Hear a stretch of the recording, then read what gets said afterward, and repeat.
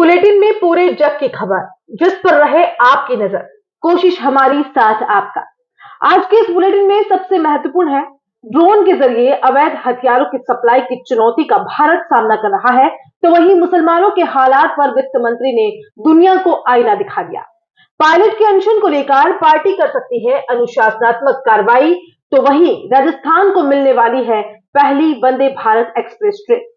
नमस्कार, आप सभी का स्वागत है उदयपुर न्यूज के खास बुलेटिन खबरें जहान की में। शुरुआत करते हैं दुनिया की बड़ी खबर से।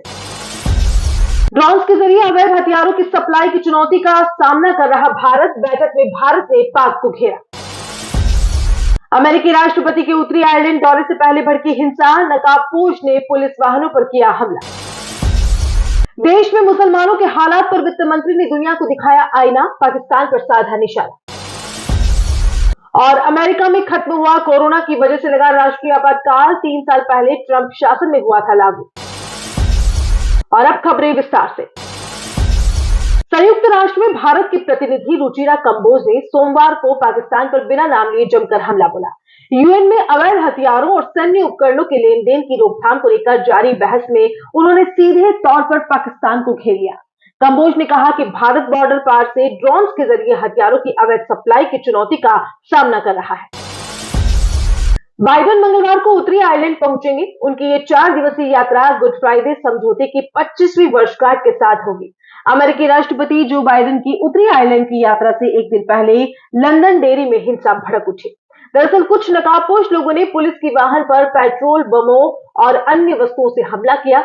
यह हिंसा गुड फ्राइडे शांति समझौते का विरोध करने वाली परेड के दौरान हुआ।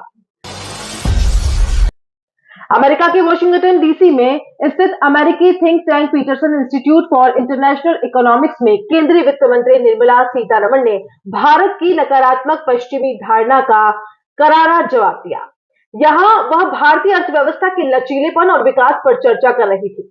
कोरोना महामारी के बाद भारतीय अर्थव्यवस्था के पुनरुद्धार पर निर्मला सीतारमण ने कहा कि यह भारतीय लोगों का लचीलापन है, जो उन्होंने इसे अपने ऊपर हावी नहीं होने दिया। लोगों ने इसे चुनौती के रूप में लिया और घर में त्रासदियों के बावजूद अपने कारोबार के लिए बाहर आए।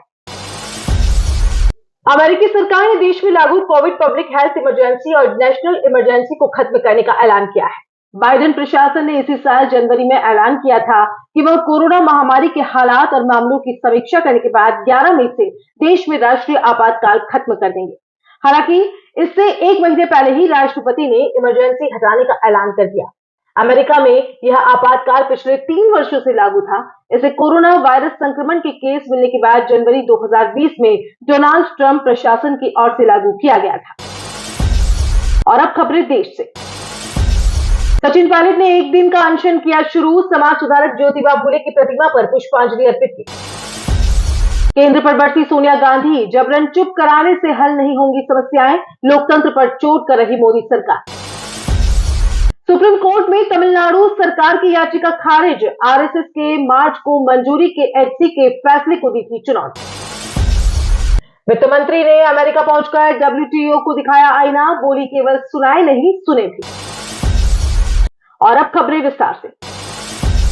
पूर्व उप मुख्यमंत्री सचिन पायलट ने पूर्ववर्ती वसुंधरा राजे सरकार में हुए कथित भ्रष्टाचार के विरुद्ध मंगलवार को यहां शहीद स्मारक पर 1 दिवसीय अनशन शुरू किया। शहीद स्मारक पर पहुंचने से पहले पायलट ने यहां 22 गोदाम सर्कल के समीप समाज सुधारक ज्योतिबा फुले की प्रतिमा पर पुष्पांजलि अर्पित की।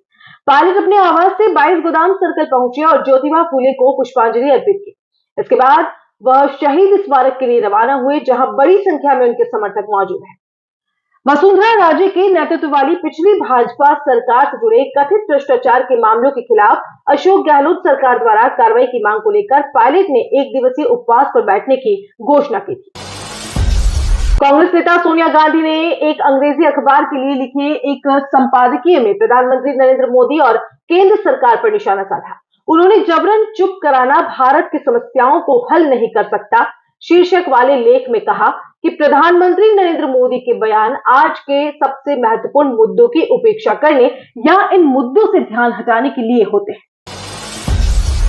सुप्रीम कोर्ट ने राष्ट्रीय स्वयंसेवक संघ के मार्च के खिलाफ तमिलनाडु सरकार की ओर से दायर याचिका को खारिज कर दिया है। दरअसल इस मामले में मद्रास हाईकोर्ट ने पहले ही संघ को तय मार्गों से मार्च निकालने की इजाजत दे दी थी। हालांकि तमिलनाडु सरकार ने इस मंजूरी के खिलाफ ही सुप्रीम कोर्ट का रुख किया था। अब सर्वोच्च न्यायालय ने उसकी याचिका खारिज कर दी है। सीतारमण ने अमेरिकी think tank Peterson Institute for International Economics की ओर से आयोजित बातचीत के दौरान कहा, मैं चाहूंगी कि WTO अधिक प्रगतिशील हो, सभी देशों की बात सुने और सभी सदस्यों के प्रति निष्पक्ष रहे।